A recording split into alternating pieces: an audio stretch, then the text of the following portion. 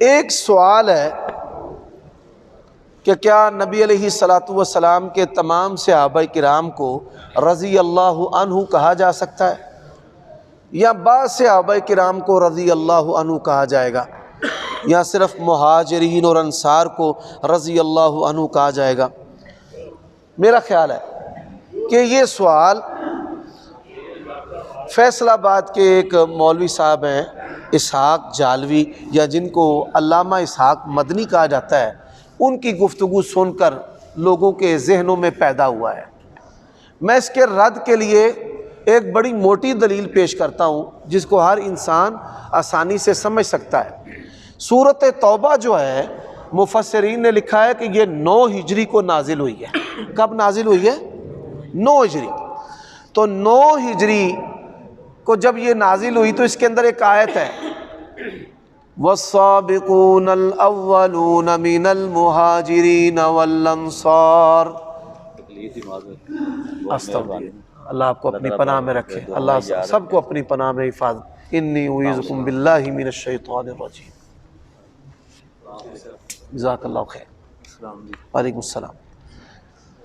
9 ہجری تک جو صحابہ کرام نبی علیہ الصلاۃ والسلام کے ساتھ تھے ان میں حضرت معاویہ بھی شامل ہیں، کیونکہ معاویہ رضی اللہ تعالیٰ عنہ یہ 7 ہجری میں مسلمان ہوئے، اور بعض علماء اور مشائخ کا کہنا ہے کہ وہ اس سے بھی پہلے مسلمان ہو چکے تھے، یعنی 7 پر تو سب کا اتفاق ہے نا، اور بعض علماء کہتے ہیں کہ وہ اس سے بھی پہلے مسلمان ہو چکے تھے۔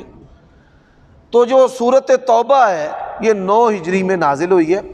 9 ہجری اس کے اندر آیت کریمہ ہے وَالسَّابِقُونَ الْأَوَّلُونَ مِنَ الْمُهَاجِرِينَ وَالْأَنصَارِ وَالَّذِينَ اتَّبَعُوهُم بِإِحْسَانٍ رَضِيَ اللَّهُ عَنْهُمْ وَرَضُوا عَنْهُ۔ تو 9 ہجری تک صحابہ کرام کے بارے میں قرآن مجید الفاظ کیا بیان کرتا ہے؟ رضی اللہ عنہ ورضوا عنہ، رضی اللہ عنہم ورضوا عنہ۔ تو میرے بھائیوں دوستو، اس کے اندر سیدنا معاویہ بھی شامل ہے۔ اچھا، ایک اور سوال ہے کہ ان کو امیر المومنین کہنا اور ان کو رضی اللہ عنہ کہنا یہ کسی نعوذ باللہ حدیث میں نہیں آتا، یہ بھی جہالت ہے۔ صحیح بخاری فضائل صحابہ کے باب کتاب کے اندر امام بخاری رحمہ اللہ نے باب ذکر معاویہ رضی اللہ عنہ کے الفاظ لکھے ہیں، اور اسی طرح حضرت عبداللہ ابن عباس رضی اللہ تعالیٰ عنہ کے الفاظ ہیں معاویہ رضی اللہ عنہ کے بارے میں امیر المومنین کے، یہ صحیح بخاری میں ہے، اور آگے رضی اللہ عنہ کے الفاظ ہیں۔ تو یہ ناقص مطالعہ کا نتیجہ ہے کہ انسان اپنی جگہ پر ایک رائے قائم کر کے اس کو پھر بیان کرنا شروع کر دیتا ہے۔ ایک صاحب نے سوال کیا ہے کہ میں 2006 سے آپ کے مناظرے سن رہا ہوں اور سینکڑوں افراد کو اہل حدیث ہوتے دیکھا ہے، گزشتہ ایک عرصے سے آپ پر بے شمار الزامات لگائے گئے ہیں اور آپ کی مسلکی خدمات کو نظر انداز کیا گیا، ایسا کیوں ہے؟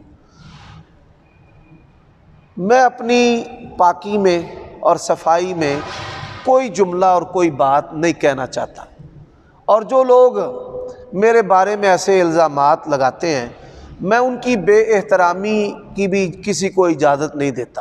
علماء ہیں، ان کا ادب اور احترام کریں۔ علمی اختلاف ہوتا ہے تو علمی اختلاف لڑائی کیسے بنتی ہے؟ 2 صورتوں میں، یا تو اس میں حسد شامل ہو جائے، حسد شامل ہوگا تو حسد جو ہے وہ سب سے بڑی آگ ہے، اور دوسری جو چیز ہے وہ ہے کہ جب یہ علماء کی لڑائی جہلاء میں چلی جائے۔ 2 سبب سے یہ چیزیں پیدا ہوتی ہیں۔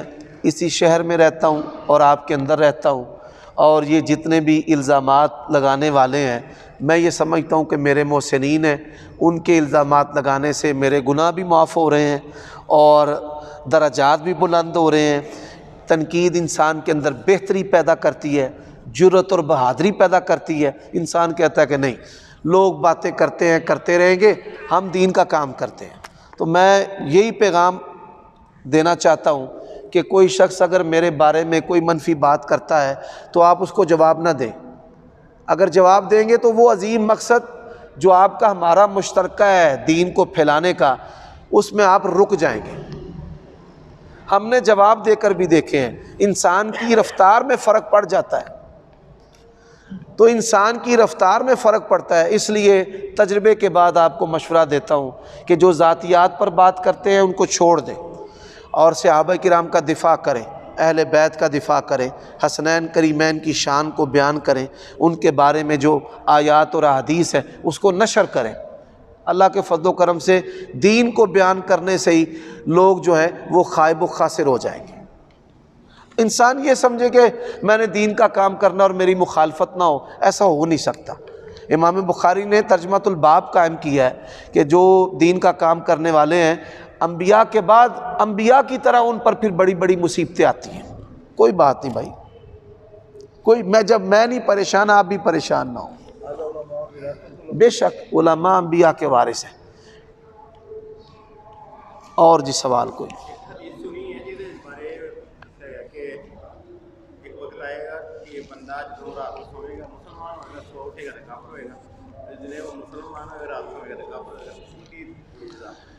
حدیث ہے، یہ نبی علیہ السلام سے ثابت ہے کہ انسان صبح مومن ہوگا اور رات کو کافر، یعنی کہ وہ انسان اپنی زبان سے ایسے الفاظ نکالے گا، مثال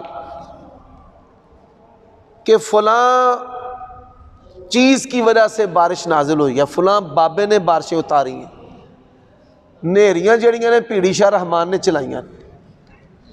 یہ کائنات میں رد و بدل اس وجہ سے آیا ہے، وہ انسانی اسباب کو، بندوں کو، کیمیکل کو، چیزوں کو سبب مانے۔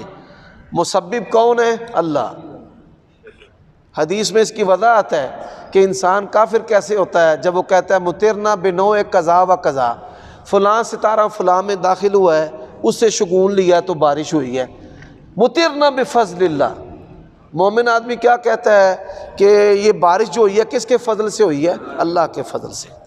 اسی طرح جو کمالات ہیں انسان ان کی نسبت اپنی طرف کرے اور فخر کرے، اس سے بھی انسان کفر کا مرتکب ہو جاتا ہے۔ اللہ تعالیٰ نے کوئی نعمت عطا کی ہے تو یہ ہماری خوبی نہیں، ہمارا کمال نہیں ہے، یہ کس کی عطا ہے؟ اللہ کی۔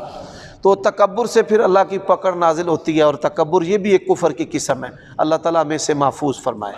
لوگ روز مرہ اپنی زندگی میں ایسے جملے کہتے رہتے ہیں، لوگ دیکھیں میں فلانے نو انج کر دیتا ہے، فلانے نو میں نقصان پہنچا دیتا ہے، فلانے نو میں پجا دیتا ہے، فلانے نو میں تھلے لا دیتا ہے، فلانے نو میں چالو کر دیتا ہے۔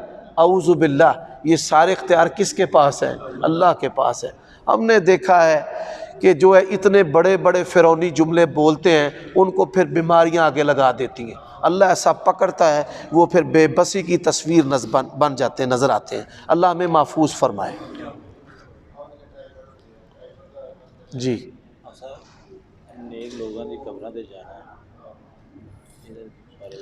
صالحین کی قبروں پر آپ جا سکتے ہیں، صحابہ کرام جنتی ہیں، صحابہ کرام کے علاوہ بعد میں جتنی بھی امت ہے، یقینی طور پر ہم کسی کو جنتی نہیں کہہ سکتے، ہم یہ کہیں گے کہ انشاءاللہ اگر اللہ نے چاہا تو یہ جنتی ہے۔ ایک آدمی ساری زندگی ایمان پر گزارتا ہے، اس کی موت کفر پر ہوتی ہے۔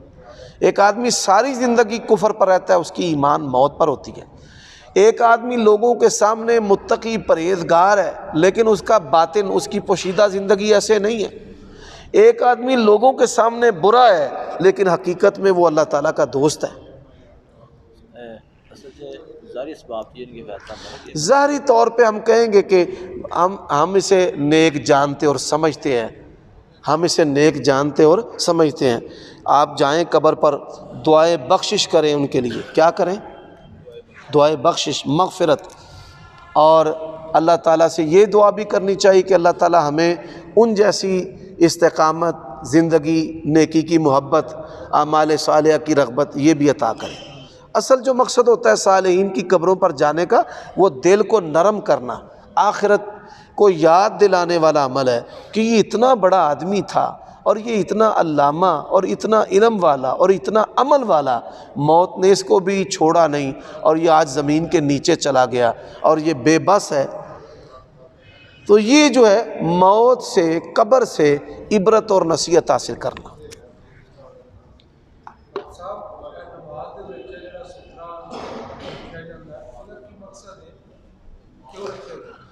نماز کے اندر جو سترہ ہے، سترے کا تعلق جو ہے وہ میدان کے ساتھ ہے۔